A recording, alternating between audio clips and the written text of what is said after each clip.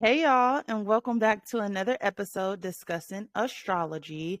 Last week we talked about the discipline and restrictive nature of Saturn, and this week we're going to talk about the change in freedom that comes with Uranus.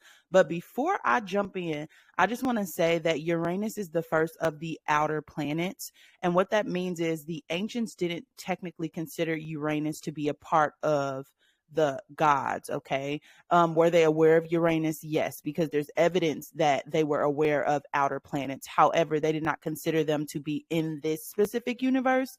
So when we talk about the ancient gods, it's really hard to pin down what Uranus's role was or if there is even a personification for Uranus. So I just want to throw that out there first because this was a little bit challenging. Now, I know for a fact they got Neptune and Pluto, but there's only specific pantheons that decided to expand outside of these seven luminaries. Okay.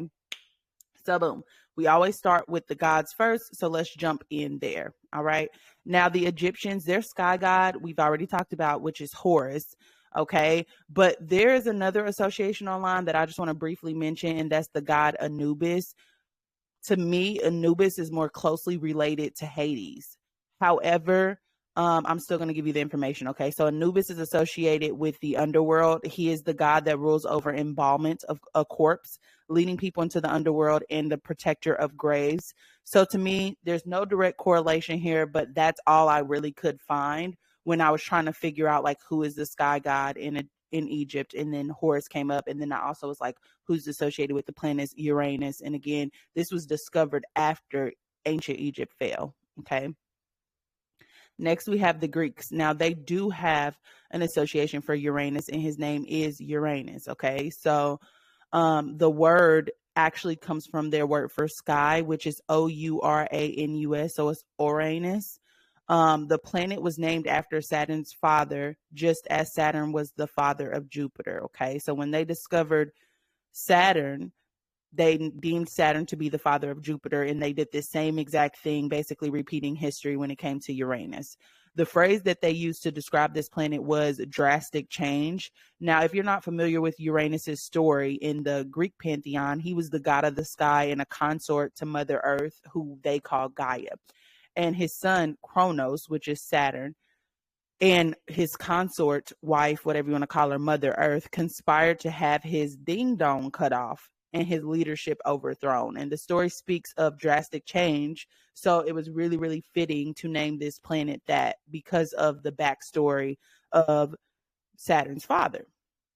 Okay, Uranus was the god of the sky and the heavens, and he represented power, masculinity, and dominion. He is often shown with the zodiac wheel and seen with the celestial dome over his head.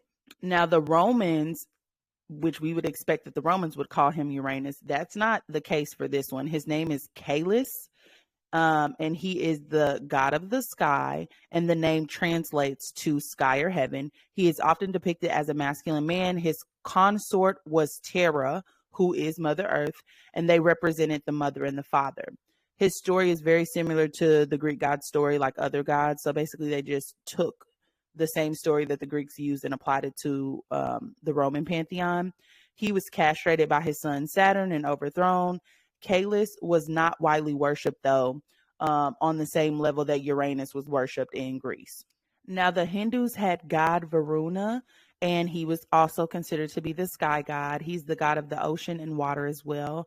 He is often shown as being very powerful, and he lives in the celestial waters. So he's the ruler over the waters that surround Earth, and he rules the western direction. Okay. So he's a part of the solar deities called the Adityas, and he is often riding a crocodile with a rope in one hand. They said noose, but I changed it to rope because what do you mean? And a pitcher in his other hands, because he has multiple hands. He's often linked with the Greek god Poseidon, who is associated with Neptune. So that doesn't necessarily correlate to me. There's some conflicting information here, but he's directly linked to Poseidon. But he is the ruler of the sky realm and the upholder of cosmic and moral law. They also have a goddess as well, who is a sky goddess. Now, the Babylonians have Anu, who is also a sky god. He is the supreme ruler of the sky, heavens, and the father of all gods. He was the grandson of the first gods, Tiamat, who like appears as like a dragon lady, and Apsu. And he was always shown as a magical figure who sits on the throne in the sky with a horned crown.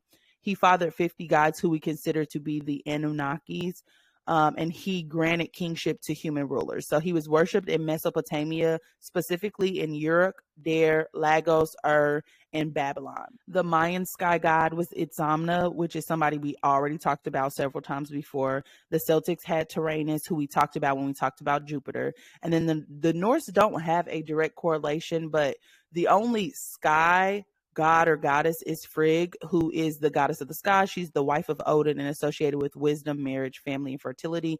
We talked about her last episode. Okay. So again, when it comes to the ancient gods, on these next couple episodes, it's going to be really, really hard to narrow down a specific archetype that was created or personification that was created for these outer planets. Okay. So let's get into the associations. So apparently, it's the number 4 that's associated with Uranus, which to me, 4 is very rigid. And it seems like whenever they discovered this planet, they took specific numbers from other planets and kind of subscribed them to these outer planets. Okay. So to me, 4 is very rigid, but I could see 4 being the number of change because change is very necessary in 4. If you remember the episode on numerology that we did about 4, 4 is very rigid, it's very practical, it's very predictable, it's very organized. This is going to be the good father, stuck in his ways, and also a very fragile number. The character that I used to portray this 4 energy was Randall Pearson from This Is Us, right? However, I could see this being a correlation because 4 really does need to learn how to accept change. Okay, because if you don't accept change, you are going to experience those panic attacks.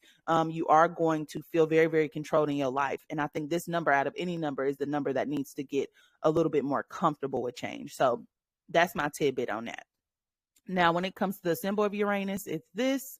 There are no days that are associated with Uranus. The color that's associated is going to be electric blue. So the parts of the body, esoterically, it's going to be the respiratory system.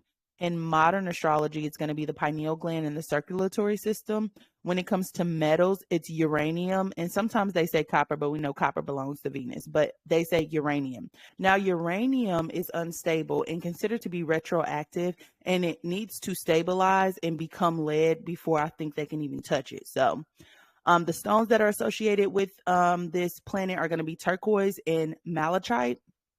If y'all remember on TikTok a couple years back, there were people who were getting this black malachite, whatever you want to call it, and they started wearing it. And the moment that they start wearing it, their life start falling apart, but it breaks them out of uncomfortable patterns. But then when their life comes back together, it's way better than they could have ever planned it. Okay, so this stone makes sense for this planet. Okay, when it comes to herbs and incense, nothing, plants, nothing, chakra, nothing again, because again, those are the 7 main.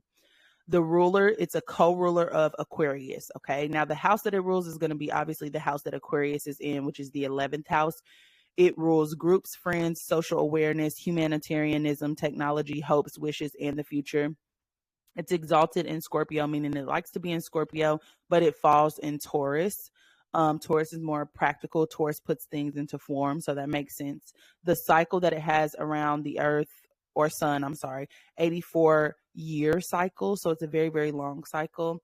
And the tarot card that's associated with it is the Fool, which represents the beginning of a new journey. Okay. When you look at the Fool's card in tarot, he's kind of has like this knapsack over his shoulder, and he's basically, looking jolly, looking forward, and not realizing that he's about to fall off a cliff. Okay. So the Fool's journey is really just stepping out into the unknown and not necessarily knowing what path is available to you, but taking it, having a jolly disposition when you're going through it. Okay. So let's talk about what Uranus symbolizes. Uranus is considered to be the god of the sky. He represents the awakening and sudden change and is meant to teach us how we invent things. Uranus was discovered in 1781 by Sir William Herschel, and the name Uranus translates to sky. It was discovered during a time where there were great strides being made in the industrial tech industry, scientific investigations, colonial expansion. Towns were being built opposed to people living in the countryside. There was a lot of political stuff going on, like the French Revolution and the emergence of the United States as a sovereign nation, which was established about 1784. Okay. So there was an emphasis on the rights of man at the time, which I mean, Uranus is associated with humanitarianism. Okay. So Uranus was designated as the creator and destroyer because it was deemed responsible for the development of the modern world that we know today and integrated society along with all of its issues, benefits, and potentials. The planet represents revolutionary inventiveness, and it definitely lived up to its name. The creation and destruction is necessary because any time that you are building something new, you're destroying something old, which can seem a little chaotic to the people who are comfortable with the old ways and need to learn the new ways, especially if they're older, okay? There are so many dynamic possibilities that Uranus brings, which are usually sudden, exciting, but also damaging to the old constructs. So there's a level of care and consideration that needs to go into this kind of radical change, which is really difficult with Uranus because it's sudden and happens like out of the blue. Okay. So even though change is good and has long-term benefits, it often causes pain and suffering to the people who are resistant to change or the people making the change happen. I'm sure that the workers during the Industrial Revolution suffered, and we know for sure that the soldiers fighting were suffering because they were the ones who were bringing about the change. And a lot of them had to sacrifice their livelihood in order for things to change. So they compared Uranus to Prometheus. Prometheus's inventive nature, which can also be restrictive and tyrannical at times. They thought of Uranus as the creative force behind vengeance, love, and the growth of crops. This planet represents the sides of ourselves that shock not only other people, but also us as well. It's the side that is exciting and full of surprises. The place of Uranus in your birth chart tells you where we are inventive and whether we tend to go along with the norm or reject it. However, personal genius has its limitations. Sometimes innovative people try to force change onto other people who are not ready, and the arrogance of this can lead to them believing that they are imposing their will onto other people because it's for their own good. Everybody in this universe kind of has free will, and they get to decide if they want to subscribe to something or they don't. And sometimes the arrogance of people who are making this radical change is that they think that they know what's best for everybody, okay? Taking away people's choice in their free will because they think they know better.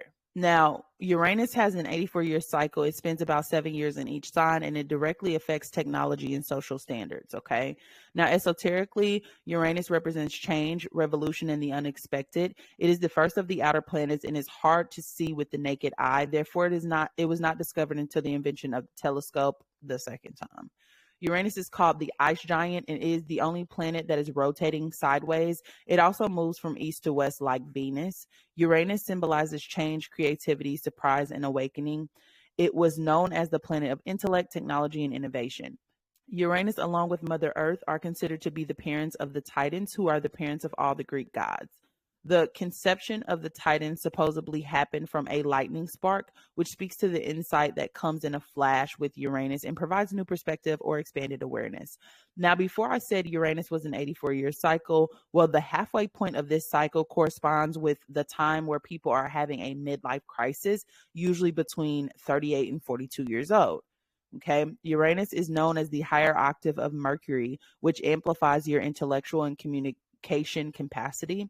It is also known for the breakthroughs that we experience when being influenced by this energy. And you can think of like the midlife crisis as you trying to re-explore yourself and get yourself more aligned with who you authentically are. And a lot of times when you're going through that process, you reach a breaking point where you realize that, hey, these are the parts that I like. These are the parts that I need to change in order for me to continue to live a joyful life. Okay. Uranus rules over astrology, psychic abilities, telecommunication, holistic healing, and space exploration. The diverse and high level subjects that Uranus cover is why they call this planet the great synthesizer, because it brings freedom, liberation, and revolution with it. In modern astrology, Uranus has come to symbolize the creative power of our will, meaning our inventions, discoveries, theories, and relationships. Uranus is associated with radical change. This can be super uncomfortable, which can bring uncertainty into your life because this energy forces separation, which can lead to instability and inconsistency when everything feels like it's changing quickly around you anyways, okay? It's associated with liberation, independence, freedom, rebellion. Rebellion is where we may push back and establish an individualistic and independent way of doing things. This will be what sets us apart from everybody else. Okay. Will be what makes us an individual. Okay. It's also associated with revolution, insight, and intellect. Intellect is going to be the ideas that come from Uranus are usually very clearly thought out and groundbreaking. Most believe it comes from a brilliant spark of intuition. Also, innovation. This is where you will be authentic and free in spirit. Your will be strong here. And originality, unlike Saturn, Uranus wants to break free from restrictions. So the placement in your natal chart will be where you break down these barriers and invent new ways of doing old things. Also responsible for inventions and the unconventional. This is going to be where you will usually feel like you don't fit in or you're like an outcast because you're paving the path for others to follow in the future. And also rationale. Okay. So, boom. That concludes our episode on Uranus. Now, next week, we will talk about the transcendental and imaginative nature of Neptune. I hope you like this content. As always, like, comment, share, and subscribe if you have not already. I love y'all deep. And until next time.